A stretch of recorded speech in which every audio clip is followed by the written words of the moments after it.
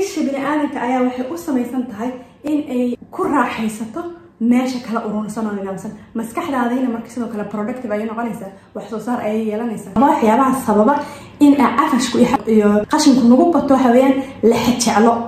Assalaamu calaykum waraxmatullaahi wabarakaatu. Fiidiyoyadii ugu dambeeyay waxaan kaga hadlaynay nidaaminta waxaana soo qaadanay book la yiraahdo Declutter Your Mind. waxaana soo gaarnay gabagabadii iyo gunaanadkii buuggii Declutter Your Mind. waxaana soo gaarnay qodobkii afraad oo ahaa nidaaminta waxyaabaha kugu xeeran iyo agagaarkaaga. xikmad ayaa ka dambaysa anigu isdhihi karaa in aad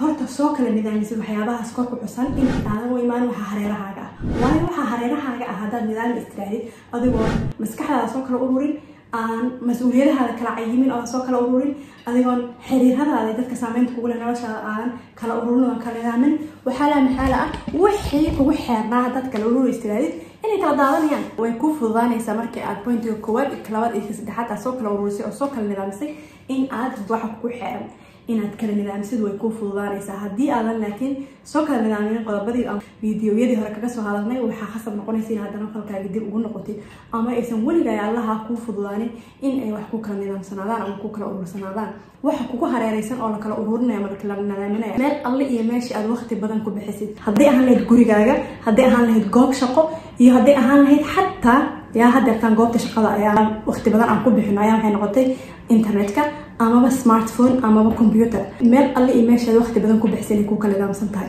qodobo badan oo ay buuga xusaya oo sida wax loo kala nidaamin kara ah laakiin aniga insha Allah taala waxaan kasoo qaadan doonaa qodobo kooban. intaanan qodobadaas u gudbin waxaa muhiim inoo noqotay inaan ka hadalno in bal horta hore waxyaabaha ka imaan kara in ay isdhexoolkaaga u bato. baaritaano badan ayaa waxaa lagu sameeyey oo lagu soo ogaaday in haddii qofku uu mar iyo had iyo gooraale meesha uu ku nool yahay waqtiga ugu badan uu ku baxyo ay isdhexool badan tahay oysan kala nidaamsanayn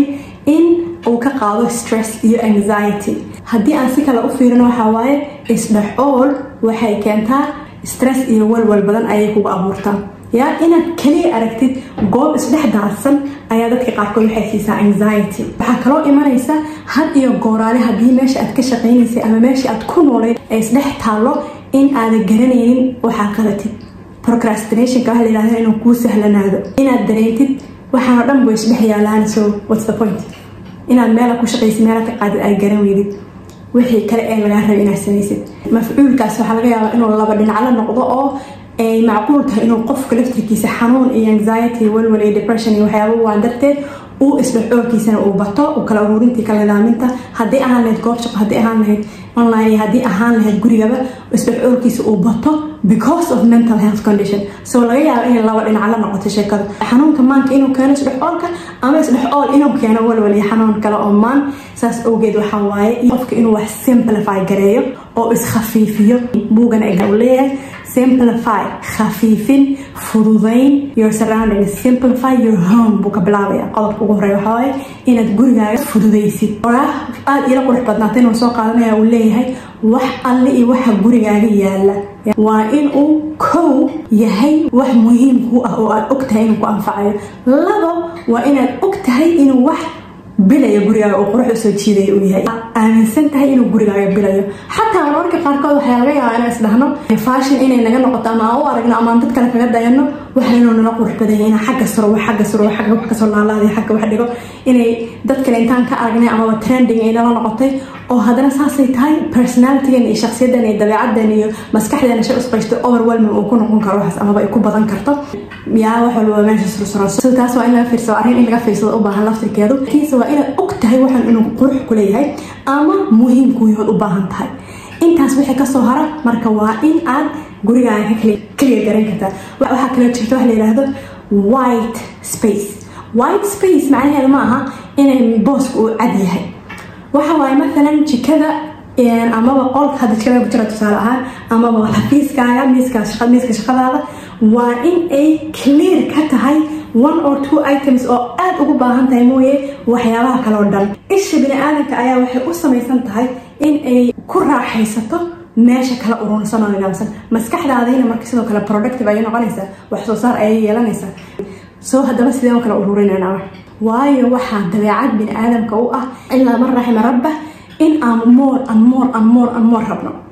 wax badan dhar badan inaan soo gadano alaab badan inaan soo gadano gadgets badan iyo waxyaabo yaryar oo loo asla waxaan u baahanahay kana qurux badan kana u baahanahay sa u leedahay aad gurigaaga buuxsan aad aragtid hadhowna ay kugu adkaato inaad iska sii daysid waxa marka sababa waxyaabaha sababa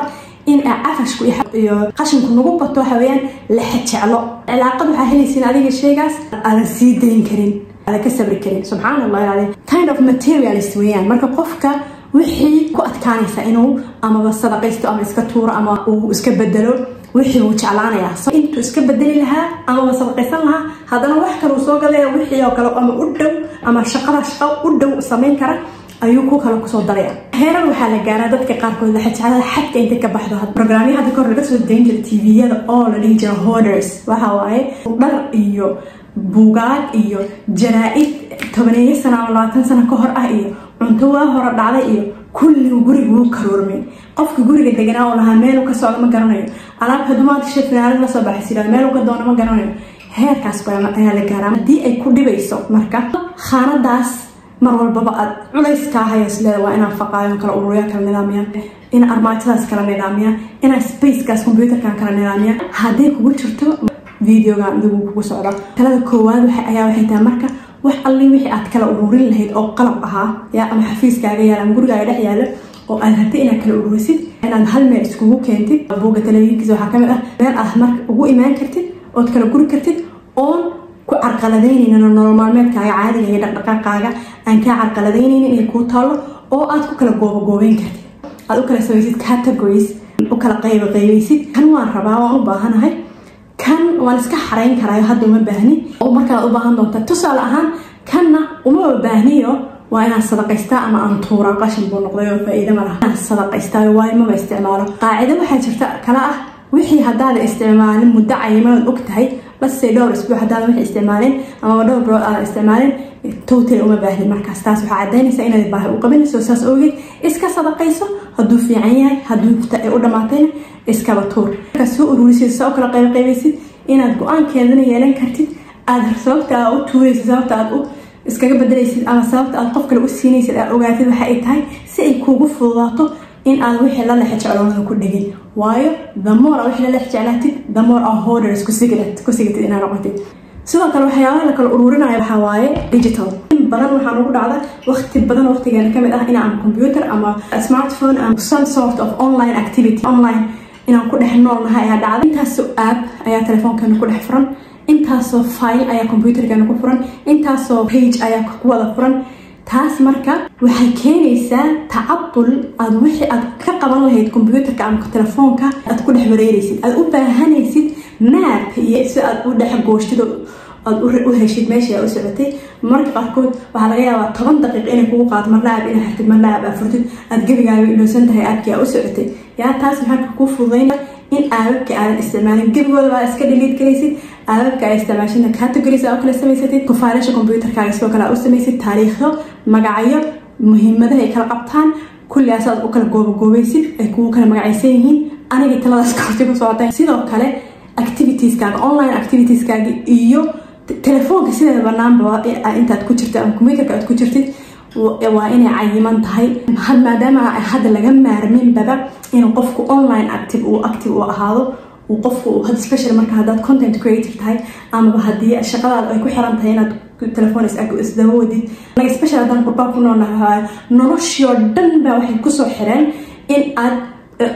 ay wada noqoto noloshoo dhan ba aad noqotay aan sure Soomaaliya waa saas oo kale meelo badan kale waa saas oo kale wax walba aad buu noqday iskuulka ciyaalka wax barashadaadii bangiyada saad lacagtu wax u bixin lahayd balamihi everything wuxuu noqday aad marka million apps ayaa telefoonkaaga ku jira kama maarantid inaad maanta telefoonka ku jirtid ama wax qoraysid ama wax daraysid ama wax jeegareynaysid apps u fiirisid buugana uu ku talinaya culimo badan oo cilmi nafsiga ay ku talinayaan in aad samaysatid waqti aad wax technology aadan taabanin in your day tusaale ahaan saacad 2 saacadood 3 saacadood hadda inta aad awoodid oo wax technology aadan taabanin telefoonka smartphone-ka xataa uu iska xareeyo 3 saacadood ma badna hadii aad iska xareysid telefoonka waa codka ka xidhay xareysid meel aad gaari karin hore dhaqsi ah aad u gaari karna aad iska dhigtid waqtigaasna aad ku bedeshid inaad ku samaysid waxyaabo kale oo fiican oo horumarkaaga siyaadinayo caafimaadkaaga siyaadinayo oo cilaaqadahaaga kobcinayo maskaxdaada kobcinayo wax uun beneficial ku ah aakhiri adduunba inaad u isticmaashid ee aadan iska waste gareynin dhowrkaas saacadood oo aad tahay bilaa technology-ga qodobka ugu dambeeyo oo aan rabo inaan kusoo gabagabeeyo xalqadahan buugga aan kaga hadlaynay ayaa wuxuu yahay in aad activitieskaaga kala nidaamiso waayo hadda waxaa lagu jiraa xilli ay noqotay qofka schedule-kiisa inuu buuxa mooyaane in uusan faraxsanayn inuu isleeyahay maxaad qabanaysaa so waxaan haysanaa packed schedule haddii hadda aad waxba qabanaynin maskaxdaada iyo niyadaada iyo adiga dhan baa ayaa kacsan oo waxaa tahay alarmed adiga dhan ayaa waxaa tahay dareensan inay tahay inaad dhaqaaqaysid inaad wax samaynaysid inaad projects ay ku kala furan yihiin inaad saad u dareentid fulfilled saad u dareentid content inaad faraxsan tahay wax qabsanaysid saad u dareentid waxaa waaye caalamkii ayaa hadda waxay dadku u sameeyeen inuu qofku mashquul yahay 100% so activitieskaagana ama waxyaabaha samaysid noloshaada u samaysid si aad horumar ugu samaysid khasab ma aha in aad 24 hours of the day aad busy 7 days a week aad tahay busy downtime ya wax la dhaha inaad samaysatid aad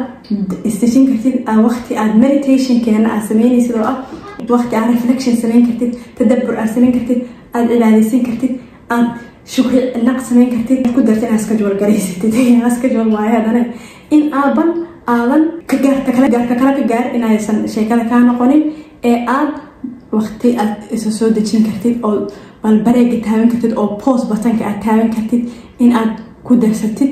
schedule-ka activitieskaaga ama waxyaabaha aad samaysid qodobadaas ayaa ugula doorka roo xalqadahii ambuuga declutter your mind kaga hadlaynayna halkaas ayaan kusoo gabagabayn doonaa insha Allah taala waxaan rajeynayaa wax uun hal iyo laba inaan kala baxdeen which it looks like inay kala baxdeen oo u egtay maasha Allah dad badan ayaa kusoo xirmay xalqadahaas markaan ka hadlay aad kala baxday hal iyo laba aad kala baxday insha Allah I would appreciate it hada comment ay kusoo qori kartid hadii ay jiraan book amaba mawduuc as leedihiin inaa kasoo hadla jeceshiina sidoo kale ayadana comments-ka noogu soo qora videoga xigeendaas ku arki doona walaashin isla qolale fi amaan illah wassalamu alaykum wa rahmatullahi wa barakatuh